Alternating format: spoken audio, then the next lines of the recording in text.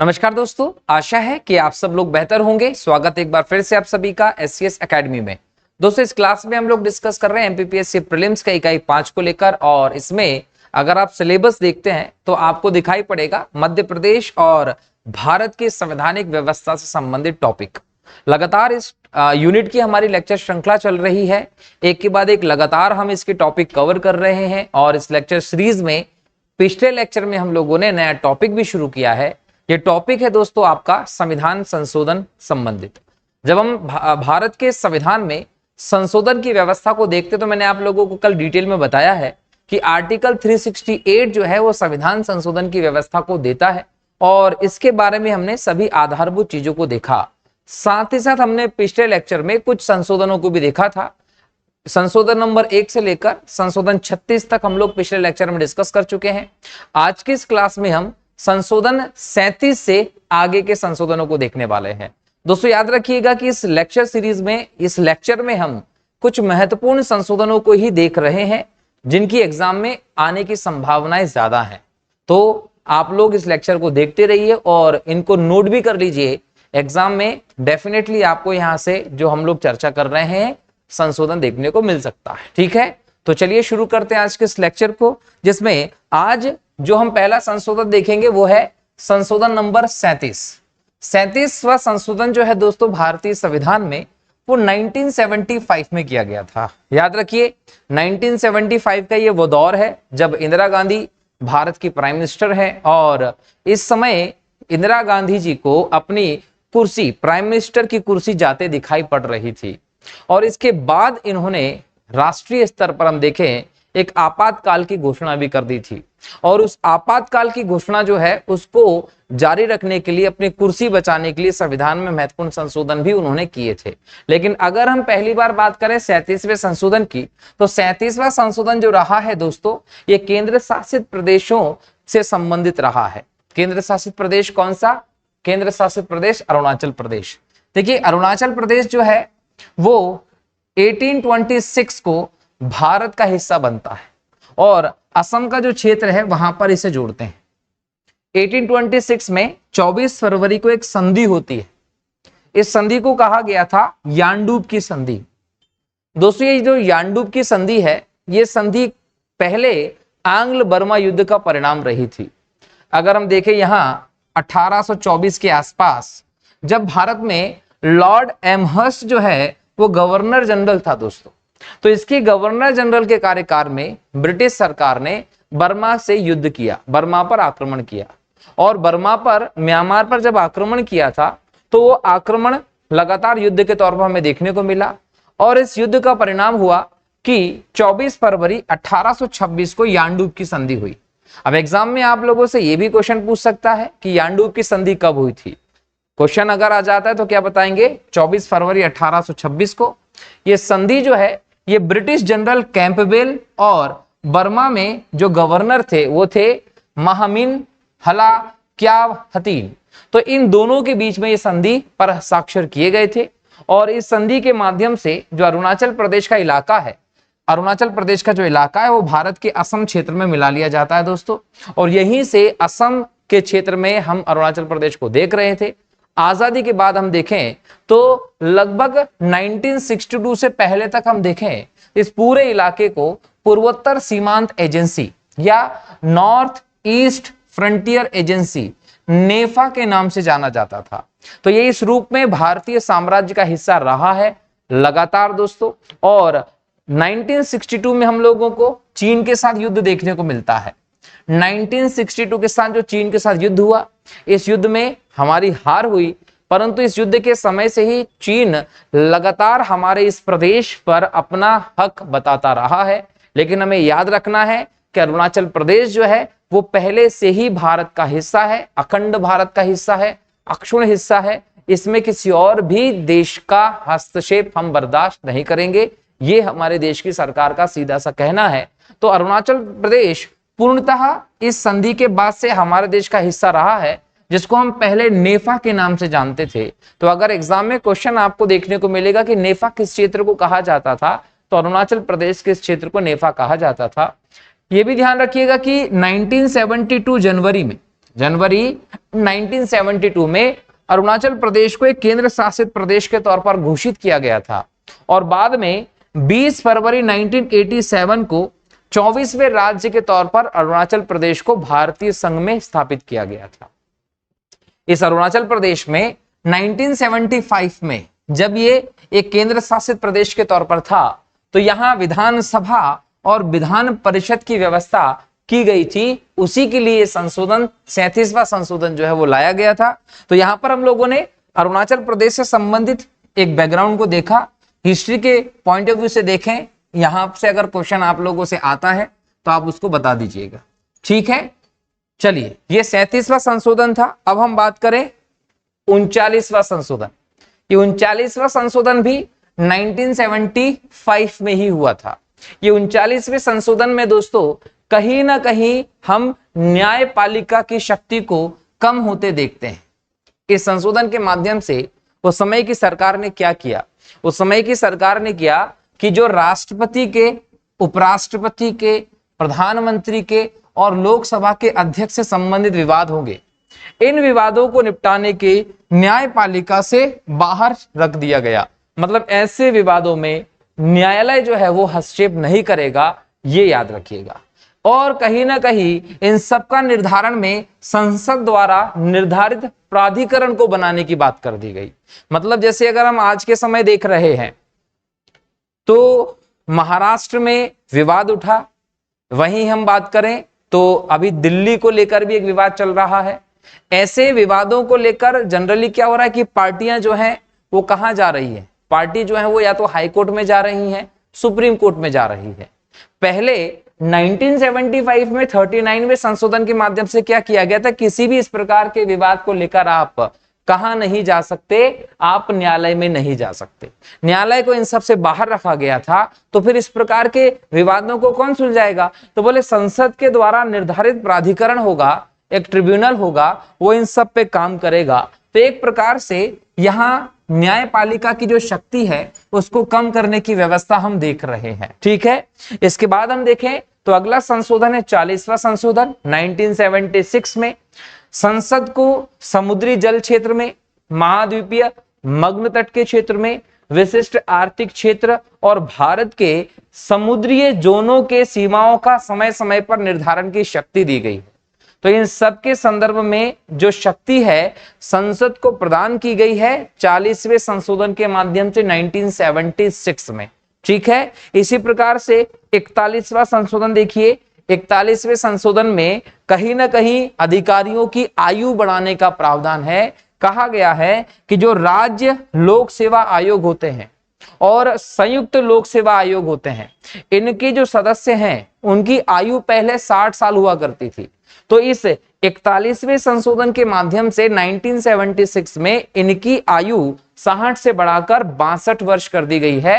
ये भी आप लोगों को ध्यान रखना है, ठीक है। चलिए, अगला है दोस्तों 42वां संविधान संशोधन अधिनियम 1976। ये इंदिरा गांधी जी के द्वारा उस समय लाया गया था जब देश में आपातकाल की स्थिति विद्यमान थी। आपातकाल की स्थिति विद्यमान थी। हम 1975 से 1977 के इस दौर को आपातकाल के दौर के तौर में जानते हैं। ये वो समय था जब भारत की पहली महिला प्रधानमंत्री इंदिरा गांधी ने एक तानाशाही शासक का रवैया अपनाया था। ये वो समय था जब हमारे देश में डेमोक्रेसी जैसी व्यवस्था जो है उसको तार तार कर दिया गया था। आज हम जब नेताओं के बयानों को देखते हैं विपक्ष की तरफ से देश में, तो कहा जाता है कि लोकतंत्र जो है उसकी हत्या की जा रही है। आज लोकतंत्र जो है वो देश में नहीं बचा है। बार बार हम इस संदर्भ में कांग्रेस के नेताओं को तो सुनते ही सुनते हैं, लेकिन सोचिए कि हम उस विचार, उस व्यवस्था को कैसे भूलें जब हमारे देश में एक आपातकाल की घोषणा कर दी गई और आपातकाल की घोषणा के बाद अपने कुर्सी को, अपनी सत्ता को बचाए रखने के लिए संविधान में कई सारे बदलाव कर दिए। लगभग संविधान को पूरा ही बदल दिया था और उसके लिए जो बदलाव लेकर आए थे वो 42वां संविधान संशोधन अधिनियम 1976 के तौर पर लेकर आए थे। ये इतना बड़ा बदलाव था कि इसे लघु संविधान कह दिया गया था। इस समय तक कहीं ना कहीं हमारे देश में ये तक सोचने पे लोग मजबूर हो गए जो बोल सकते हैं कि विद्वान थे संविधान से संबंधित, कानून से संबंधित, कि क्या आर्टिकल 368 की व्यवस्था देना इतना गलत हो गया कि कोई इतना बड़ा दुरुपयोग कर सकता है इस आर्टिकल का? अगर आपके पास संसद में बहुमत ज्यादा है, शक्ति है, सदस्य इतने हैं, तो क्या आप पूरा संविधान बदल दोगे? तो वो परिस्थिति उस आपातकाल के दौर में हम देखते हैं इंदिरा गांधी के प्रधानमंत्री कार्यकाल में, जब ये 42वां संविधान संशोधन आया। इस संशोधन में कुछ चीजें तो हम लोगों को ठीक भी लगती हैं, परंतु पूरी तरीके से हम देखें तो कहीं ना कहीं न्यायपालिका की शक्ति को कमजोर करने के लिए और व्यवस्था को अपने हिसाब से स्थापित करने का कोशिश किया गया। इतने सारे बदलाव किए गए कि इसे एक लघु संविधान भी कहा गया है दोस्तों। अगर हम इसके प्रमुख प्रावधानों को देखें तो यहां पर पहला प्रावधान किया गया कि संविधान की प्रस्तावना जो है उसमें 3 नए शब्द जोड़ दिए गए। 3 नए शब्द कौन से? समाजवादी, धर्मनिरपेक्ष और अखंडता। देखिए, हम यहां पर जो पंथ निरपेक्ष शब्द देख रहे हैं वो हम लोगों को यहां देखने को मिल रहा है।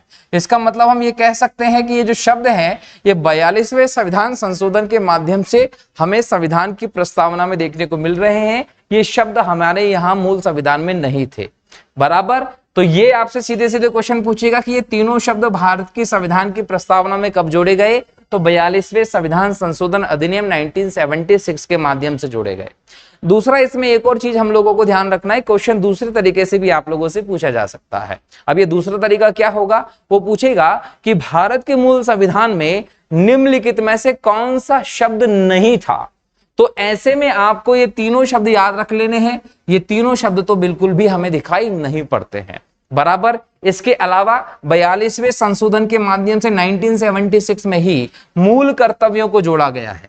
दोस्तों, मूल कर्तव्य को लेकर कहा जाता है कि इसकी सिफारिश जो है वो सरदार स्वर्ण सिंह समिति के द्वारा की गई थी।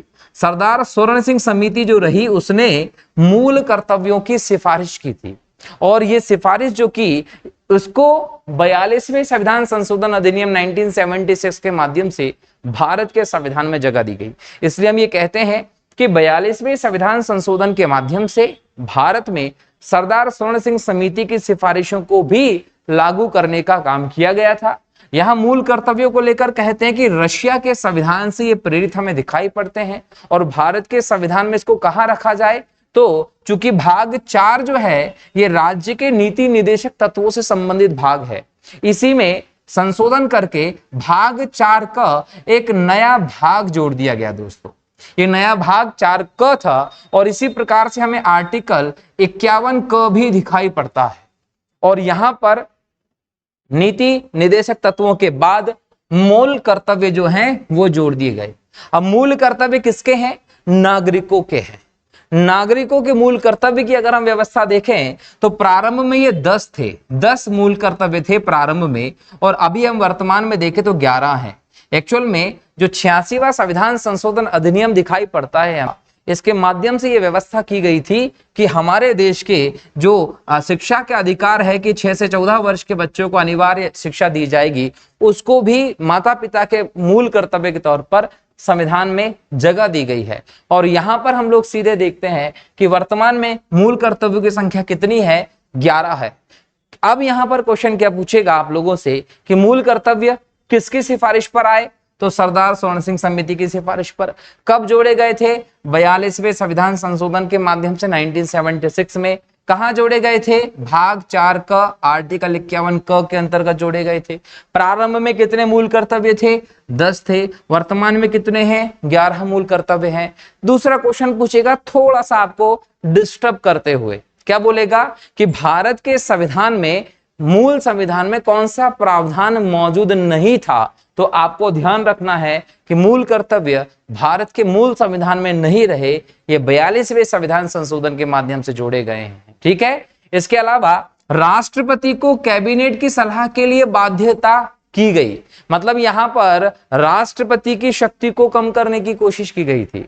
यहां पर क्या कहा गया कि राष्ट्रपति कैबिनेट की सलाह को मानेगा ही मानेगा, बाध्यता घोषित कर दी गई। तो ये तानाशाही स्थिति को स्थापित करने का प्रयास था। इसके अलावा जो प्रशासनिक अधिकरण है, जो अन्य मामले पर अधिकरण की व्यवस्था है, उसके लिए भाग 14 क भी जोड़ा गया था। एग्जाम में अगर पूछेगा कि भाग 14 कौन से संशोधन के माध्यम से जोड़ा गया है, 42वें संशोधन के माध्यम से। 1978 की गणना के आधार पर 2001 तक लोकसभा की सीटों एवं राज्य विधानसभा की सीटों को निश्चित किया गया। मतलब यहां पर कहा गया कि जो परिसीमन है, परिसीमन जो है वो आर्टिकल 82 है भारतीय संविधान का, तो इसके तहत जो परिसीमन का काम होगा वो कहीं ना कहीं 1971 की गणना के आधार पर 2001 तक होगा। इसको भी निश्चित कर दिया गया कि अब 2001 में आप परिसीमन आयोग बनाएंगे और इसका परिसीमन का काम करेंगे। ये काम भी यहां पर निश्चित करते दिखाई दिया। हम याद रखें कि हमारे यहाँ पर जो सदस्य संख्या है सांसदों की, वो जनसंख्या के अनुपात में सेट होती है। प्रति 10 लाख पर एक सदस्य को चुनने की व्यवस्था हम जनरली देखते हैं, और ये जो 10 लाख पर एक सदस्य है वो जनसंख्या के हिसाब से है, तो जनगणना के बाद परिसीमन की स्थिति हो सकती है।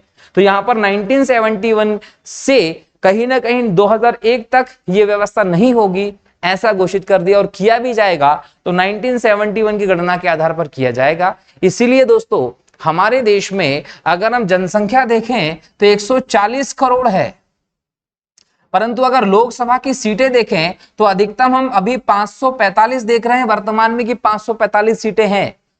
क्लियर? तो ये क्यों नहीं बढ़ पा रही है? ये इसलिए नहीं बढ़ पा रही है, और जब इस समय बनाना था तो प्रावधान 2026 तक का कर दिया, उसको हम आगे के संशोधन में देखने वाले हैं। तो ये सारी व्यवस्था हमें इस संशोधन का परिणाम स्वरूप दिखाई पड़ती है। इसके अलावा संवैधानिक संशोधन को न्यायिक जांच से बाहर कर दिया गया। मतलब देखिए कितना बड़ा प्रावधान है ये, कि अगर आप संविधान में संशोधन करते हैं तो उसकी न्यायिक जांच नहीं हो सकती, उसको ये मान लिया जाएगा कि जो आपने कर दिया वो अंतिम रूप से सही है। अब सोचिए कि अगर आप इस प्रकार की व्यवस्था यहां दे रहे हैं तो कहीं ना कहीं जो मूल ढांचे का सिद्धांत है उसकी अवस्था क्या रहेगी। भाई 1973 में केशवानंद भारती वाद के बाद मूल ढांचे का सिद्धांत दिया गया, और उसके तहत जो जो प्रावधान किए गए वो सारे के सारे यहां पर हम लोगों को तार तार होते दिख रहे हैं। कह दिया कि संवैधानिक संशोधन को आप न्यायिक जांच से बाहर रखेंगे, ये याद रखें, उसकी न्यायिक जांच नहीं हो सकती है। न्यायिक समीक्षा एवं रिट न्याय क्षेत्र में उच्चतम एवं उच्च न्यायालय की शक्तियों में कटौती कर दी गई है। मतलब आप न्यायिक समीक्षा को लेकर भी इनके अधिकारों को कट कर रहे हैं। हमारे यहाँ पर जो न्याय व्यवस्था है ये एक बहुत बड़ी व्यवस्था है, बिना इसके हम एक स्वतंत्र, एक व्यवस्थित, सुरक्षित, स्वस्थ लोकतंत्र की समझ रख ही नहीं सकते। तो ऐसे में सोचने वाली बात है कि इसकी शक्ति को कम करने का प्रयास किया गया 1976 में 42वें संशोधन के माध्यम से पूर्व प्रधानमंत्री इंदिरा गांधी जी के समय। इसके अलावा यहां पर व्यवस्था की गई अपनी सीट को बचाने के लिए, अपने आप को सुरक्षित रखने के लिए, कुर्सी को बचाने के लिए, कि लोकसभा और जो विधानसभा है इनका कार्यकाल 5 साल का नहीं 6 साल का होगा। जनरली हम देखते हैं कि लोकसभा और विधानसभा का कार्यकाल जो होता है वो 5 साल का होता है। हर 5 साल में लोकसभा के चुनाव होते हैं, और चुनाव के बाद दोबारा से नई सरकार, नई लोकसभा का गठन होता है। यही विधानसभा में होता है। इंदिरा गांधी जी ने क्या व्यवस्था की कि ये 5 साल का कार्यकाल नहीं होना चाहिए, 6 साल का होना चाहिए। तो इस 42वें संशोधन के माध्यम से कार्यकाल भी 5 साल से बढ़ाकर 6 साल कर दिया गया था दोस्तों। इसके अलावा जो निदेशक तत्वों के कार्यान्वयन के लिए जो विधियां बनाई गई थी उसको न्यायालय में इस आधार पर अवैध घोषित नहीं किया जाएगा कि वो मूल अधिकारों का उल्लंघन है। मतलब सोच लीजिए कि विधि जो बना रहे हैं उनको सुप्रीम कोर्ट या हाई कोर्ट खत्म नहीं कर सकता ये बोलकर कि वो मूल अधिकारों का उल्लंघन है, और हम ये कहते हैं कि ऐसी कोई विधि नहीं बनाई जा सकती जो मूल अधिकारों का उल्लंघन या हनन करती हो, बराबर। लेकिन यहां पर क्या व्यवस्था कर दी कि नीति निदेशक तत्वों के क्रियान्वयन के लिए अगर कोई कानून बना रहे हो और वो कानून मूल अधिकारों का उल्लंघन कर रहा है तो भी उसको न्यायालय के द्वारा अवैध घोषित नहीं किया जाएगा। तो पूरी तरीके से अपने आप को संरक्षित करने का एक काम जो है उस समय की सरकार ने किया था दोस्तों। इसीलिए उसे हम लोकतंत्र के काली अवधि के तौर पर, एक काले कालखंड के तौर पर ध्यान रखते हैं, किस प्रकार की व्यवस्था मौजूद थी। इसके अलावा संसद को राष्ट्र विरोधी कार्यकलापों के संदर्भ में कार्रवाई करने के लिए विधि बनाने की शक्ति दी गई थी। मूल अधिकारों पर यह शक्ति अभिभावी होगी। यहां पर भी मूल अधिकारों को निम्नतम कर दिया गया। 3 नए नीति निर्देशक तत्व जोड़े गए। कौन कौन से? समान न्याय और निशुल्क विधिक सहायता, एक बेहतर व्यवस्था थी। ये हम लोग देखते हैं आर्टिकल नंबर 39 इंडियन कॉन्स्टिट्यूशन के आर्टिकल नंबर 39 को हम देखेंगे तो वहां पर आपको देखने को मिलेगा कि 3 नए नीति निर्देशक तत्व जो है वो जोड़े गए थे 42वें संशोधन 1976 के माध्यम से, और इसमें समान न्याय और निशुल्क विधिक सहायता की व्यवस्था है। उद्योगों के प्रबंध में कर्मकारों का भाग लेना, ये कौन सा आर्टिकल है? ये आर्टिकल 43A है, ठीक है। पर्यावरण का संरक्षण तथा संवर्धन, वन तथा वन्य जीवों की रक्षा करना है, ये भारतीय संविधान का आर्टिकल 48A है। तो भारतीय संविधान के आर्टिकल 39 में संशोधन किया गया, 43A जोड़ा गया और 48A जोड़ा गया था। इसके बाद भारत के किसी एक भाग में राष्ट्रीय आपदा की घोषणा करने की व्यवस्था जो इसके तहत की गई थी। इसके अलावा राज्य में राष्ट्रपति शासन के कार्यकाल में एक बार में 6 महीने से बढ़ाकर 1 साल की स्थिति कर दी गई। देखिए कितना बड़ा खुद के लिए काम किया ताकि उनकी कुर्सी बची रहे। देखिए क्या किया उन्होंने कि जनरली जो राष्ट्रपति शासन की अवधि होती थी उसका कार्यकाल एक बार में पहले 6 माह बढ़ाया जा सकता है, इस प्रकार की व्यवस्था थी। इंदिरा गांधी जी ने संविधान में संशोधन कर दी अपनी शक्ति का दुरुपयोग करते हुए और कहा कि ये 6 महीने नहीं 1 साल तक के लिए बढ़ाया जा सके। तो ये हम लोगों को कहीं ना कहीं एक दिखता है कि उस समय उन्होंने जो आपातकाल लगाया, शासन लगाया, उसके अवधि को बढ़ा सकती थी वो अपने हिसाब से। केंद्र को किसी राज्य में कानून एवं व्यवस्था बनाए रखने के लिए सैन्य बल भेजने की व्यवस्था की बात की गई। ये एक अच्छा संशोधन हमें देखने को मिलता है कि हाँ, अगर पर्टिकुलर किसी भी जगह पर स्थिति कंट्रोल में नहीं आ रही है तो ऐसे में सेंट्रल लेवल की जो सैन्य बल है, आर्मी, उसको वहां भेजकर व्यवस्था को कंट्रोल करने का प्रयास किया जाएगा। यह भी इसलिए किया गया दोस्तों क्योंकि उस समय जब इन्होंने घोषणा की थी तो बहुत बड़े पैमाने पर विद्रोह किए जा रहे थे, इसका कहीं ना कहीं विरोध किया जा रहा था। तो ऐसी कंडीशन में इन्होंने ये व्यवस्था कर दी ताकि केंद्र सरकार की सेना जाए और स्थिति को संभाल ले, ये भी अपने पक्ष में था। इसके अलावा 5 विषयों को राज्य सूची से समवर्ती सूची में हस्तांतरित कर दिया गया। देखिए जब आप भारत के संविधान को देखते हैं तो इसमें आपको अनुसूची देखने को मिलती है कितनी? 12 में जो 7वीं अनुसूची है ना दोस्तों, इसको हम शक्ति के विभाजन के तौर पर देखते हैं। यहां पर हम लोगों को क्या दिखाई पड़ता है कि शक्तियों का विभाजन किया गया है। अब शक्तियों के विभाजन पर आधारित ये जो 7वीं अनुसूची है इसमें हमें 3 सूची दिखाई पड़ती हैं, एक संघ सूची, एक राज्य सूची और एक समवर्ती सूची। ये जो संघ सूची की व्यवस्था है इसके अंतर्गत ऐसे सब्जेक्ट्स हैं जिन पर केवल केंद्र सरकार को कानून बनाने का अधिकार है।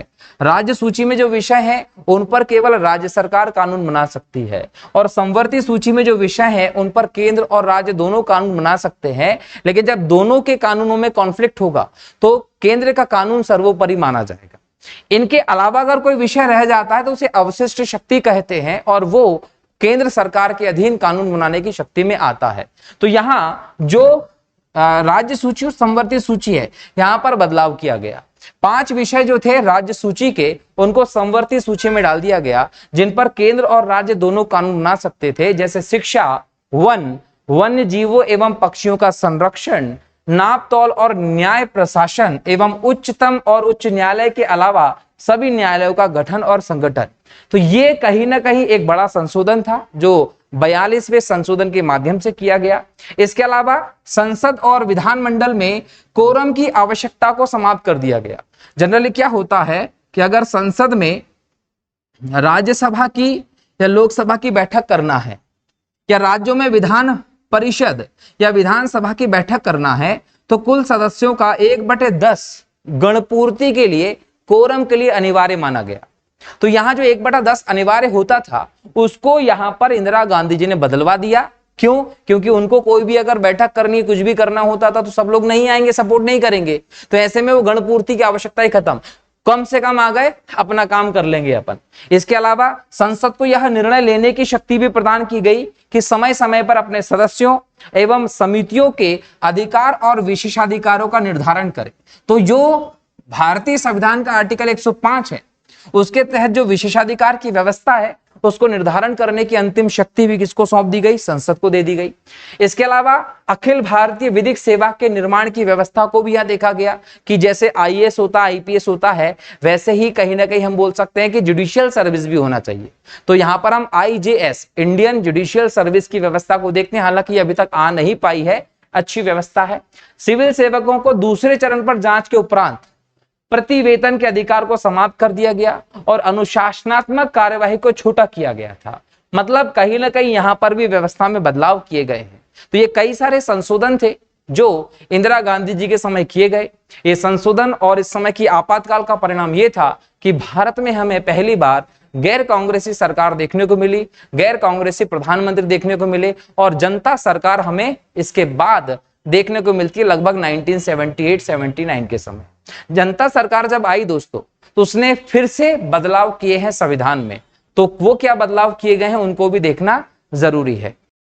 जनता सरकार के द्वारा क्या बदलाव किए गए हैं उनको हम देखें तो यहां पर हम लोगों को देखने को मिलता है भारतीय संविधान का संशोधन 44वां, जो कि 1978 में लाया गया।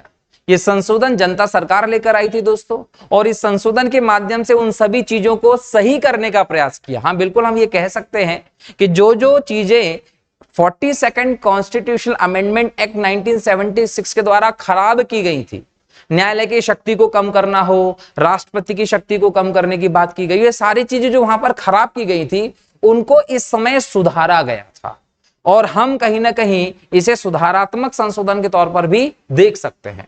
जिस प्रकार से हम इतिहास में गवर्नर जनरल की व्यवस्था को देखते हैं, वहां आप लोगों ने देखा होगा कि लॉर्ड लिटन आता है और फिर लॉर्ड रिपन आता है। लिटन वो सारे प्रोग्राम लेकर आता है जो भारत विरोधी थे, व्यवस्थाओं को खत्म करने वाले थे, अधिकारों को छीनने वाले थे। वहीं लॉर्ड रिपिन जो है वो आकर वो सारे प्रावधानों को खत्म करके फिर से एक बेहतर व्यवस्था स्थापित करने का कार्य करता है। इसलिए रिपन को उद्धारक की संज्ञा दी गई है भारत के, बराबर है। यहां पर हम 44वें संशोधन की बात करें तो सबसे पहले तो इन्होंने क्या बोला कि जो लोकसभा और राज्य विधानमंडलों का कार्यकाल 42nd संशोधन के माध्यम से 6 वर्ष किया गया था, वो 6 वर्ष नहीं होगा, वो 5 वर्ष ही होगा, पहले जैसा कर दिया गया। एक चीज सही कर दी। दूसरा चीज, संसद और राज्य विधानमंडल में कोरम के उपबंध को वैसा के वैसा कर दिया गया। इंदिरा गांधी जी ने क्या किया था कि 1/10 सदस्यों की जो अनिवार्यता है उस प्रावधान को खत्म कर दिया था, ताकि वो अपने हिसाब से संसद की बैठक करवा कर निर्णय ले सके। लेकिन यह जनता सरकार ने क्या किया, इन्होंने ये कह दिया कि भाई गणपूर्ति कोरम होना जरूरी है, जब तक 1/10 सदस्य नहीं होंगे तब तक बैठक नहीं होगी, बैठक के लिए जरूरी सदस्य संख्या होनी चाहिए, तभी बैठक होगी, तभी कोई काम होगा। खैर, संसदीय विशेषाधिकारों के संदर्भ में ब्रिटिश हाउस ऑफ कॉमन्स के संदर्भ को हटा लिया गया। मतलब यहां पर यह हटा दिया गया कि सारे के सारे चीजें संसद के द्वारा निर्धारित होगी। इसके बाद संसद एवं राज्य विधानमंडल की कार्यवाही की रिपोर्ट के समाचार पत्र में प्रकाशन के लिए संवैधानिक संरक्षण प्रदान किया गया। पहले क्या था कि ये रिपोर्ट इंदिरा गांधी जी ने छपना बंद करवा दिया था, क्या क्या हो रहा है क्या नहीं हो रहा, अगर ये सब चीजें छपने लगती तो उनकी पोल खुल जाती। तो उन्होंने क्या किया था कि ये सब चीजें बंद करवा दी थी। तो यहाँ पर 44वें संशोधन के माध्यम से दोबारा से शुरू किया गया। इसके बाद राष्ट्रपति की शक्ति को पुनः पहले जैसा स्थापित किया गया। कैसे कि अगर कैबिनेट की सलाह है तो 42वें संशोधन के माध्यम से क्या किया गया था कि कैबिनेट की सलाह मानने के लिए राष्ट्रपति बाध्य होगा। 44वें संशोधन से इस चीज को पुनः सुधारा गया और क्या किया गया कि अगर कैबिनेट की सलाह जाती है राष्ट्रपति के पास, बोलने का मतलब कि कोई भी एक प्रस्ताव भेजा राष्ट्रपति जी के पास, तो राष्ट्रपति जी उसको मानने के लिए बाध्य नहीं है। बाध्य कब तक नहीं है कि वो राष्ट्रपति को ताकत होगी कि उस सलाह पर पुनर्विचार के लिए भेज सके। मतलब ये कि पुनर्विचार के लिए भेजिए और पुनर्विचार करके जब दोबारा आपके पास आ जाता है तो फिर आप बाध्य हैं। मतलब यहां पर शक्ति जो छीनी गई थी वो वापस प्रदान की गई है ना। इंदिरा गांधी जी ने क्या कर दिया था कि कैबिनेट ने कहा हाँ तो हाँ ही करना पड़ती थी राष्ट्रपति महोदय को। जनता सरकार ने पुनः पहले जैसी व्यवस्था की, क्या कि आपके पास ये प्रस्ताव आया है, इसको देखिए, ठीक है। देखने के बाद राष्ट्रपति जी ने कहा कि भाई मुझे ऐसा लगता है कि इस प्रस्ताव पर दोबारा विचार करना चाहिए, आपको दोबारा सोचिए कि क्या ये सही है पूरी तरीके से। तो ये प्रस्ताव वापिस किसके पास आ जाएगा, कैबिनेट के पास आ जाएगा। अब ये प्रस्ताव वापस जब कैबिनेट के पास आएगा तो कैबिनेट इसको जब दोबारा राष्ट्रपति के पास भेजेंगी तब राष्ट्रपति बाध्य होगा, बराबर है। इसके बाद अध्यादेश जारी करने में राष्ट्रपति, राज्यपाल एवं प्रशासक की संतुष्टि के उपबंध को समाप्त कर दिया गया। इसके बाद हम देखें उच्च न्यायालय एवं उच्चतम न्यायालय एवं उच्च न्यायालय की कुछ शक्तियों को फिर से प्रदान कर दिए गए जो छीनी गई थी 42वें संशोधन के बाद। राष्ट्रीय आपातकाल के संदर्भ में आंतरिक अशांति शब्द की जगह पर सशस्त्र विद्रोह शब्द जोड़ा गया। ये बहुत इंपॉर्टेंट प्रावधान है दोस्तों, ये याद रख लीजिए। एग्जाम में क्वेश्चन पूछेगा कि जब आप आर्टिकल नंबर 352 की बात करते हैं तो आर्टिकल नंबर 352 के तहत क्या कहा गया कि आंतरिक अशांति के आधार पर हम राष्ट्रीय आपातकाल लगा सकते हैं। परंतु इस संशोधन के माध्यम से यहां पर 44वां संशोधन हम देख रहे हैं 1978 का, क्या व्यवस्था की गई कि यहां पर सशस्त्र विद्रोह शब्द रखा गया है कि सशस्त्र विद्रोह की स्थिति में ही राष्ट्रीय आपातकाल की घोषणा कैबिनेट के प्रस्ताव या सिफारिश के आधार पर राष्ट्रपति जी करते हैं। ये ध्यान रखिएगा।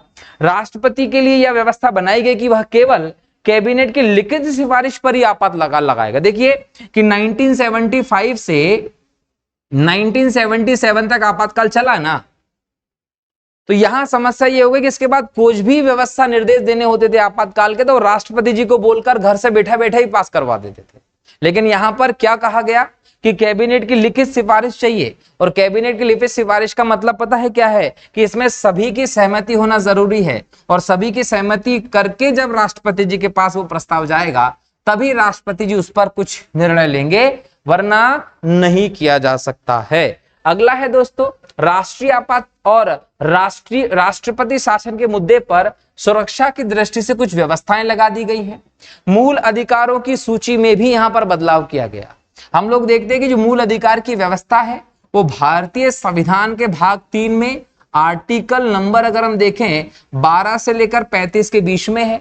यहां पर हम लोग देखते हैं कि वर्तमान में, इस पॉइंट को ध्यान रखिएगा, वर्तमान में 6 मूल अधिकार हैं, लेकिन प्रारंभ में कितने मूल अधिकार थे दोस्तों? प्रारंभ में आपको 7 मूल अधिकारों की व्यवस्था देखने को मिलती थी। वर्तमान में जो मूल अधिकार है उसमें आप क्या बोलते हैं कि आपको समानता का अधिकार है, आपको स्वतंत्रता का अधिकार है, आपको शोषण के विरुद्ध अधिकार है, और शोषण के विरुद्ध के बाद आपको धार्मिक स्वतंत्रता का अधिकार है। यहां पर आपको कुछ अल्पसंख्यकों के सांस्कृतिक और शिक्षा संबंधी अधिकार देखने को मिल रहे हैं, सांस्कृतिक रूप से अल्पसंख्यकों के लिए है। और यहां पर एक और अधिकार है, उसको हम बोलते हैं कौन सा? आर्टिकल नंबर 32 उपचार, संवैधानिक उपचारों का अधिकार हमें देखने को मिलता है। इसका मतलब कहीं ना कहीं हम अगर वर्तमान में देख रहे हैं तो हमें समानता का अधिकार आर्टिकल नंबर 14 से 18, यहां पर आर्टिकल नंबर हम बात करें 19 से लेकर 22 तक, ठीक है। और यहां हम देखें 23 और 24 में शोषण के विरुद्ध, और यहां हम लोग 25 से लेकर 28 तक धार्मिक स्वतंत्रता का अधिकार, और यहां पर 29 और 30 देखें तो अल्पसंख्यकों के सांस्कृतिक अधिकार, और यहां पर अगर हम बात करें तो 32 नंबर में संवैधानिक उपचारों का अधिकार है। तो ये हम लोगों को 6 अधिकार वर्तमान में मौलिक अधिकारों की सूची में देखने को मिलते हैं। लेकिन यहां पर हम पहले देखें तो यहां आर्टिकल नंबर जो 31 है वहां पर संपत्ति का अधिकार भी होता था, उसको मिलाकर पहले 7 मौलिक अधिकार होते थे। लेकिन 44वें संशोधन अधिनियम, 44th संशोधन अधिनियम 1978 के माध्यम से सरकार ने क्या किया कि इस संपत्ति के अधिकार को मौलिक अधिकारों की सूची से हटा दिया, और याद रखिएगा कि इसको एक विधिक अधिकार के तौर पर स्थापित कर दिया गया है। अब ये वर्तमान में क्या है तो याद रखिएगा कि भारतीय संविधान के आर्टिकल नंबर 300 क में इसको स्थान दिया गया है, और वर्तमान में संपत्ति का अधिकार एक विधिक अधिकार है। लेकिन यहां पर क्वेश्चन जब आता है तो कुछ स्टूडेंट अभी भी क्वेश्चन गलत कर सकते हैं। इसकी व्यवस्था को आपको समझना है, इसकी व्यवस्था को आपको समझना है कि यदि आप लोगों से क्वेश्चन पूछा जाता है कि क्या संपत्ति का अधिकार, अगर आप देखें कि संपत्ति का जो अधिकार है, ये संपत्ति का अधिकार क्या केवल विधिक अधिकार मात्र है क्या?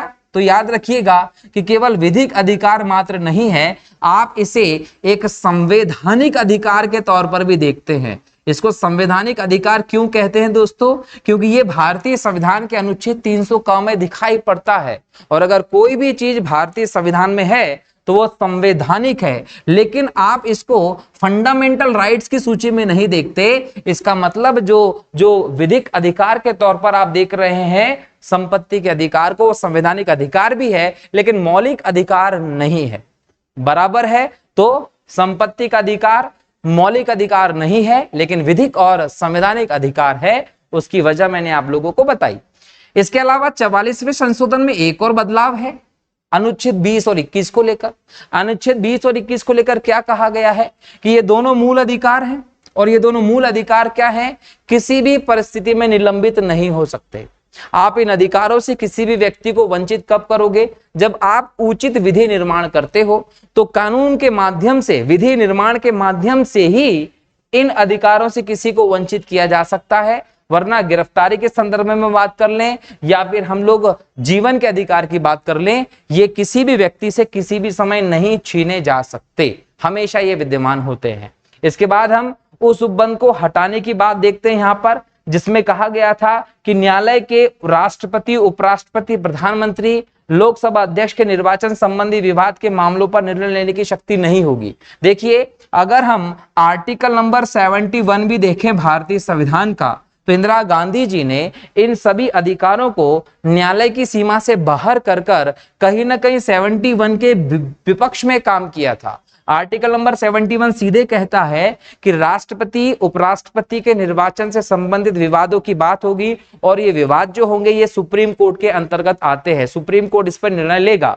लेकिन यहां पर राष्ट्रपति, उपराष्ट्रपति के निर्वाचन से संबंधित जो विवाद थे उसमें न्यायालय के हस्तक्षेप को, न्यायालय के क्षेत्राधिकार को खत्म ही कर दिया था 42वें संशोधन से।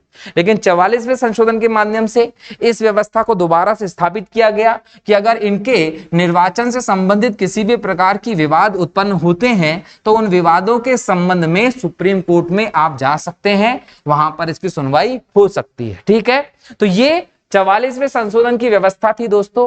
अब हम 45वें संशोधन को देखते हैं जो 1980 में आया।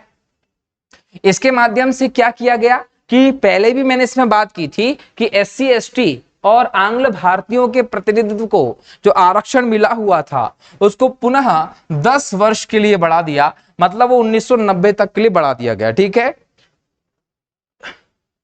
51वां संशोधन जो 1985 में आया था, इसमें मेघालय, अरुणाचल प्रदेश, नागालैंड और मिजोरम के लोकसभा सीटों के आरक्षण की व्यवस्था की गई थी दोस्तों। मेघालय और नागालैंड में विधानसभा की व्यवस्था भी की गई थी। कौन से? 51वें संशोधन के माध्यम से। 52वां संशोधन एक और बहुत ज्यादा इंपॉर्टेंट संशोधन है। ये 52वां संशोधन दोस्तों क्यों लेकर आए थे उसको समझिए। जिस प्रकार से हम भारत की वर्तमान राजनीति को देख रहे हैं, वर्तमान राजनीति में हम देख रहे हैं कि एक पार्टी से दूसरी पार्टी में नेताओं को जाने में समय नहीं लगता। तुरंत नेता जो होते हैं वो अपनी राजनीतिक नैतिकता को साइड में रखकर जनता का निर्णय, जनता का पक्ष, जनता की भावनाएं सब भाड़ में जाएं और तुरंत अपने राजनीतिक फायदे के लिए, अपने भविष्य को देखते हुए कि मेरा राजनीति में भविष्य क्या होगा, जो नेता होते हैं वो पार्टी बदलने में संकोच नहीं करते हैं। वर्तमान में हम देख रहे हैं कि धड़ाधड़ एक पार्टी से दूसरे पार्टी में नेता जाते जा रहे हैं। खासकर ये पार्टी बदलने का सिस्टम दोस्तों तब बहुत ज्यादा हमें अनैतिक लगता है जब कोई व्यक्ति किसी पद पर है, या तो वो सांसद है या वो विधायक है। अगर आप सांसद हो, अगर आप विधायक हो, तो आपको जनता ने चुनकर वहां भेजा है ताकि आप जनता का नेतृत्व करें, और किसी पर्टिकुलर पार्टी के सदस्य होने के नाते जनता ने आपको उस पार्टी से वहां भेजा है।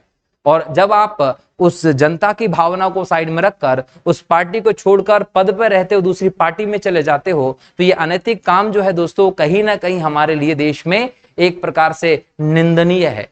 और इस प्रकार का कार्य पहले हो रहा था, इसीलिए 52वें संशोधन के माध्यम से 1985 में इस आयाराम गयाराम की राजनीति को बंद करने का प्रयास किया गया था। इसमें कहा गया था कि अगर कोई भी व्यक्ति संसद या राज्य विधानमंडल का सदस्य है, वो पद पर रहते हुए अगर पार्टी चेंज करता है तो उसका जो पद है वो रिक्त माना जाएगा, उसकी सदस्यता समाप्त मानी जाएगी। और अगर कोई भी पार्टी जिसके 2/3 सदस्य एक साथ पार्टी बदल लेते हैं तो 10वीं अनुसूची के नियम वहां लागू नहीं होंगे, उनका पद नहीं जाएगा। इसके प्रावधान के बावजूद भी आज अगर हम देश में देखें तो बहुत बड़े पैमाने पर हमें नेताओं को यहां से कूदकर दूसरी पार्टी में जाने की व्यवस्था देखने को मिल रही है। तो कहीं ना कहीं यहां जरूरत इस बात की है कि इसके लिए एक बहुत मजबूत प्रावधान बनाया जाए, ताकि देश में जो नेता पार्टी बदलने के लिए जाने जाते हैं उनकी पार्टी बदलने की स्थिति को कहीं ना कहीं समाप्त किया जा सके। तो इस पर एक नियम बनना चाहिए। ये 85 में लाया गया 52वां संशोधन था। 53वां संशोधन मिजोरम के लिए विशेष उपबंध करता है। इसकी विधानसभा के लिए न्यूनतम 40 सदस्यों की व्यवस्था करता है। किसके लिए? मिजोरम के लिए। 55वां संशोधन अरुणाचल प्रदेश के लिए विशेष प्रबंध करता है। यहां विधानसभा सदस्यों की संख्या 30 निश्चित की गई है दोस्तों। 56वां संशोधन जो है वो गोवा के लिए व्यवस्था करता है। गोवा में 30 सदस्य संख्या निश्चित की गई है दोस्तों, याद रखिएगा। 57वां संशोधन 1987 में लाए। अरुणाचल प्रदेश, मेघालय, मिजोरम, नागालैंड की विधानसभा में अनुसूचित जनजाति की सीटों के आरक्षण की बात करता है। यह भी आप लोगों को ध्यान रखना है। इसके अलावा 61वां संशोधन दोस्तों बहुत इंपॉर्टेंट है। अगर हम भारतीय संविधान के आर्टिकल 326 को देखें तो ये 326 जो है वो वयस्क सार्वभौमिक मताधिकार की बात करता है। हमारे देश का हर वह इंसान जो 18 साल का हो चुका है उसे मत देने का अधिकार है। मतलब आपका जो वोटिंग राइट है दोस्तों वो एक संवैधानिक अधिकार है। आने वाले समय में हमें लोकसभा के चुनाव देखने को मिल रहे हैं, अलग अलग चरण में, अलग अलग क्षेत्रों में। जब भी आपके क्षेत्रों में वोटिंग का दिन आए तो आपको आपके इस संवैधानिक अधिकार का प्रयोग अवश्य करना चाहिए।